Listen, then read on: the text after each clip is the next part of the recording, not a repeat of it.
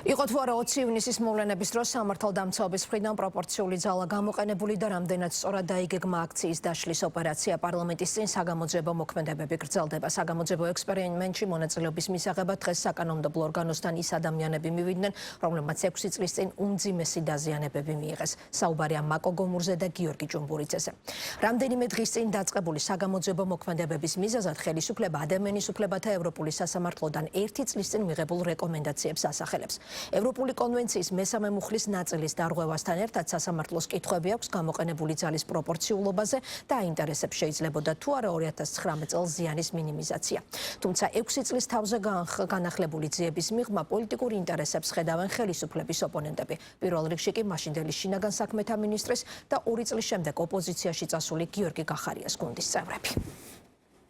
მორიგის საგამოძიებო ექსპერიმენტი რუსთაველის გამზირზე. საქართველოს პროკურატურამ პარლამენტის წინ 2019 წლის 20-21 ივნისს განვითარებული მოვლენების სურათის აღდგენა უკვე მესამედს სცადა. პროკურორ გამომძიებლებმა ექსპერიმენტი ამჯერად 2 დაზარალებულის მონაწილეობით ჩაატარეს. მოусმინეს მაკო გომურს, რომელმაც აქციის დაშლისას გამოყენებული რეზინის ტყვის შედეგად 1 თვალი დაკარგა და გიორგი ჭუმბურიძეს, რომელმაც ჭრილობა მუცლის არეში მიიღო. ჭუმბურიძე დღემდე მედია საშუალება რადიო თავისუფლების ოპერატორია და 20 ივნისის ღამეს სამსახურეობრივ მოვალეობას ასრულებდა. დაზარალებულებმა დღეს კიდევ ერთხელ გაიხსენეს როგორ და რა ვითარებაში დაშავდნენ. დაზარალებულთა ინტერესებს ახალგაზრდა იურისტთა ასოციაცია იცავს. დიდი იმედი არ მაქვს, რომ დამნაშავეებს 6 წლის მერე მიაგნებენ.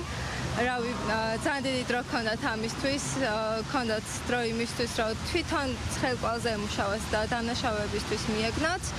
თუმცა ეს რაღაცა ფასადური ის არის ჩემი აზრით გამოძიება, რომ აჩვენა, რომ აი 20 ივნისის საქმეებს იძიებენ. გახარიაზე ერთი ის, რომ შეიძლება რაღაც ჩვენი ჩვენებები სადღაც კომისიაზე დაგვხვდეს წურუკიანთან, მაგრამ რავი, გახარიასთვის არ იქნება ნაკლები არც ერთი გამოძიება. თანდათან ყველა ადამიანი თავის წინ პასუხისმგებლობას აგებს და დაიწყო უკვე, აგერ ადამიანს იბარებენ კომისიაზე და სთხოვენ იმ ფაქტზე პასუხისმგებლობის აღებას. რეალურად ერთნაირად მიმდინარეობს ყველა საგამოძიებო ექსპერიმენტი, მხოლოდ მითითება ადგილის, შემდგომ საიდან უნდა სავარაუდო გასვლა და ზომავენ მანძილს. ეს არის მთელი საგამოძიებო ექსპერიმენტი. თვითონ დაზარალებულებს არ აქვთ იმედი, რომ რაიმე შედეგი დადგება და რაიმე ეფექტი ექნება ამ გამოძიებას, თუმცა ჩვენი მონაწილეობის ერთადერთი მიზანი აქ არის ის, რომ სახელმწიფოს არ მივცეთ ის არგუმენტი, რომ თითქოს ვინაიდან დაზარალებულები უარს ამბობენ საგამოძიებო მოქმედებებში მონაწილეობაზე, ეს არის რეალურად მიზეზი იმისა, რომ ისინი საქმეს ვერ იძიებენ. დაზარალებულთა ინფორმაციის მიხედვით გამომძიებლებმა აზომვითი სამუშაოები ჩაატარეს და სპეციალური საშუალებებით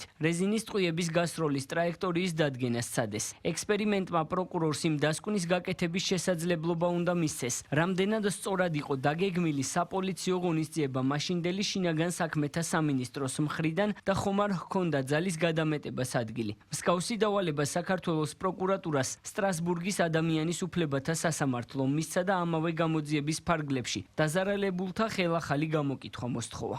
ბევრი პირი არის გამოკითხული, თუ კი ვინმე შემხებლობა შესაძლოა ქონდეს ობიექტურად მნიშვნელოვანი სისხლის სამართლის საქმესთან და შესაძლოა ფლობდეს იმ ფაქტთან დაკავშირებით, რაზეც მეკითხარით ინფორმაციას, რა თქმა უნდა არის გამოკითხული და თუ კიდევ ვინმე გამოიკვეთება, რა თქმა უნდა გამოიკითხება. 2019 წლის 20-21 ივნისის ღამეს საპროტესტო აქციის მონაწილეების წინააღმდეგ სპეციალური საშუალებების და ძალის გამოყენება მაშინდელმა შინაგან საქმეთა მინისტრმა გიორგი გახარიამ საზოგადოებრივი წესრიგის აღდგენისა და დაცვის არგუმენტით ახსნა. ეს ნაწილი სტრასბურგს სადაოდ არ მიუჩნევია და კითხვები გამოყენებული ძალის პროპორციულობის მიმართ აქვს. კერძოდ, ხომ არ იყო შესაძლებელი მიყენებული ზიანის და შედეგების მინიმიზაცია. მაშინ 200-ზე მეტი ადამიანი დაშავდა. სწორედ დაზარალებულთა საჩივარი გახდა სტრასბურგის სასამართლოს გადაწყვეტილების საფუძველი, რომლის შინაარსიც დღეს იუსტიციის სამინისტროში კიდევ ერთხელ განმარტეს. პირდაპირ არის ამ გადაწყვეტილებაში მითითებული, რომ გამოძიებამ ეროვნულ დონეზე უნდა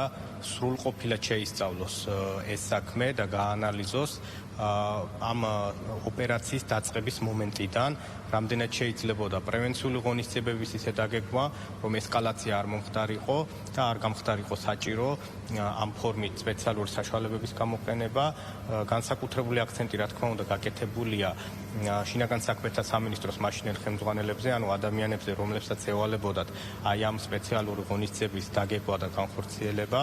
6 წლის წინანდელ საქმეზე გამოძიების გააქტიურებას, რაც აჩენს ალბათობას, რომ მაშინდელი შინაგან საქმეთა მინისტრის გიორგი გახარიას ბრალეულობა გამოიკვეთოს, ოპოზიცია აკრიტიკებს. გახარიას გუნდში ამბობენ, რომ აღნიშნული გამოძიება მათი ლიდერის პოლიტიკურ დევნას ემსახურება. სხვა ოპოზიციურ პარტიებში ამბობენ, რომ შეკითხვები ძალის შესაძლო გადამეტების საქმეზე მაშინდელ შინაგან საქმეთა მინისტრთან მათაც ჰქონდათ. თუმცა 6 წლის შემდეგ საკითხის აქტუალიზება პოლიტიკური სარჩულის არსებობას აფიქრებინებთ. ქართულ ოცნებაში საპასუხოდ ამბობენ, რომ გამოძიება სტრასბურგის რეკომენდაციის შესაბამისად მიმდინარეობს. ოცნების მიზანი რა არის აქ და ვისი პასუხისმგებლობის გამოკვეთა არის მიზანი, ეს მე მგონი ნათელი არის, ამაზე ბავშვებიც კი უკვე მარტივად უპასუხებენ და ეს 20 ივნისით არ დაწყებულა ხო ეს თემა გიორგი გახარიას წინააღმდეგ დაიწყო ჩორჩანათი და ეს არის პოლიტიკურად განეიტრალების მცდელობა. ხოლო სამუდამოდ გაეცემა კითხვის პასუხი, რომ ვინ გასცა ამ ტყუების გამოყენების ბრძანება, ვისი ინიცირებით და ვისი ბრალეულობით მოხდა იქ ადამიანების დაშავება, მიუხედავად იმისა, რომ რა თქმა უნდა სახელმწიფო გადატრიალების მცდელობა მიმდინარეობდა სამართალდამცავებს, როგორც შემდგომ ყველა სხვა შემთხვევაში შეეძლოთ, რომ ეს პროცესები გაენეიტრალებინათ მინიმალური ზიანით, 20 ივნისის შემთხვევაში ეს ზიანი ხელშესახები იყო და ვინ იდგა ამ ზიანის სათავეებში, ამ კითხვაზე ძალიან კარგი იქნება თუ გეცოდნება პასუხი. 2019 წლის 20 ივნისის აქცია რუსი დეპუტატის სერგეი გავრილოვის საქართველოს პარლამენტში ვიზიტს და მართლმადიდებლობის საპარლამენტთაშორისო ასამბლეის სესიაზე გამოსვლას მოჰყვა. პროტესტის ნიშნად მოქალაქეთა ნაწილი პარლამენტის წინ შეიკრიბა. ვითარება კი მას შემდეგ დაიძაბა, რაც ოპოზიციონერმა ლიდერმა ნიკა მელიამ აქტივისტებს პარლამენტში შესვლისკენ მოუწოდა. სახელმწიფო ინსტიტუციაში შეჭრის აღსაკვეთად შინაგან საქმეთა სამინისტრომ სხვადასხვა სპეციალურ საშუალებებთან ერთად გამოიყენა რეზინის ტყვიები.